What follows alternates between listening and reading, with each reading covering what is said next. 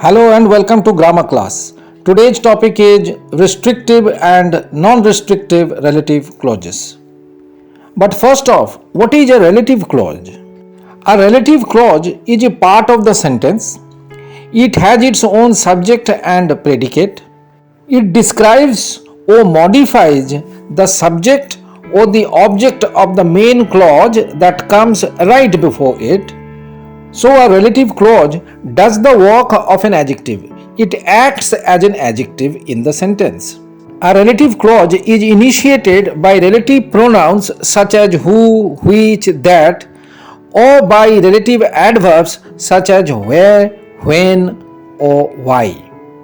Now see some examples of relative clauses on your screen.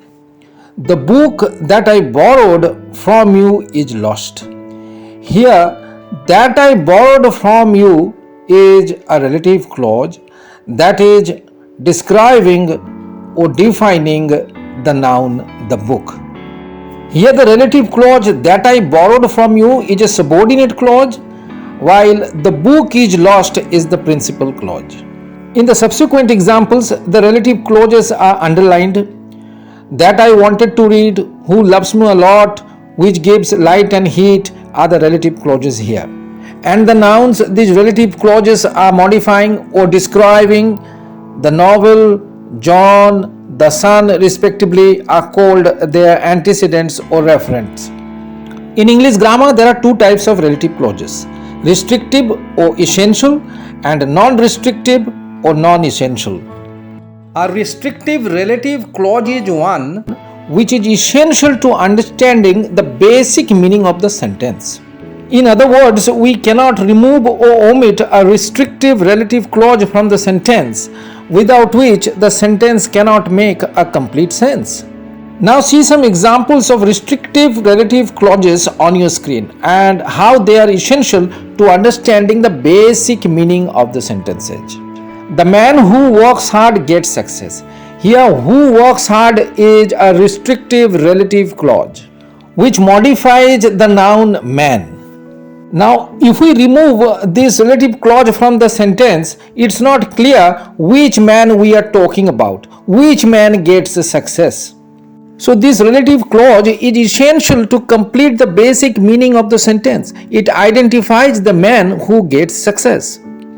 In the second example, the relative clause that father gifted me provides an essential piece of information about the watch.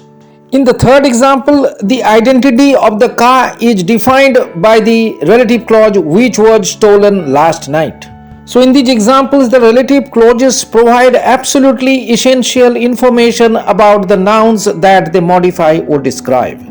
Such relative clauses are known as restrictive or defining relative clauses.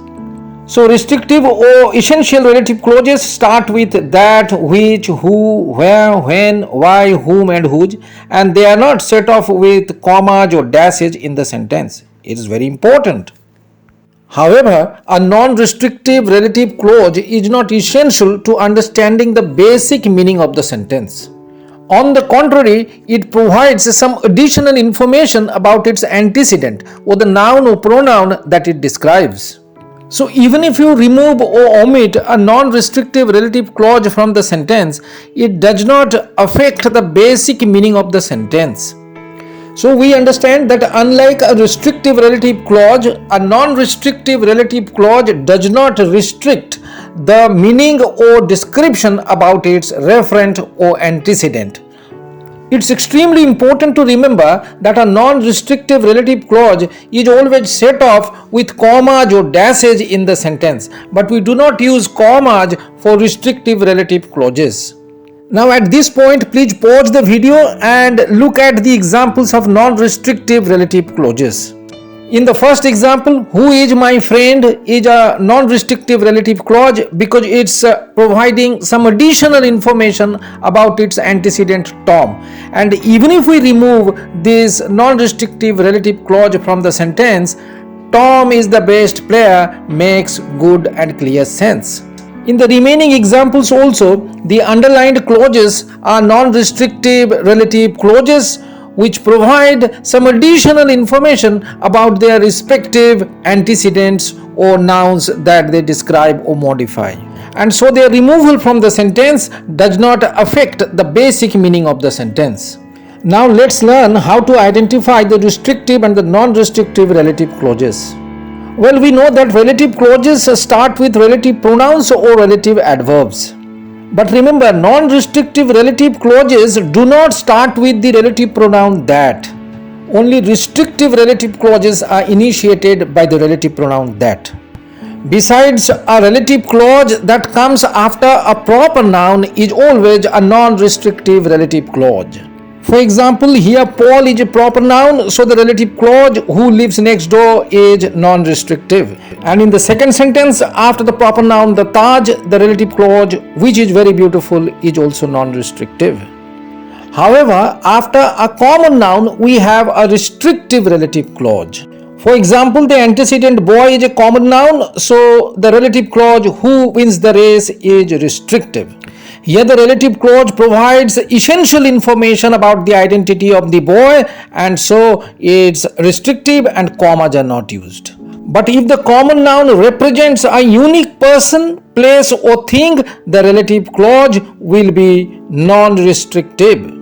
Here my uncle is a unique person, his identity is unique, he is only my uncle, so the relative clause who gave me good advice is non-restrictive, providing additional information about my uncle.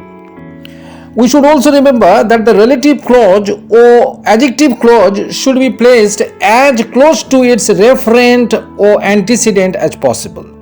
For example, in the first sentence, the relative clause who is helpful is away from its antecedent the man, so it's wrong.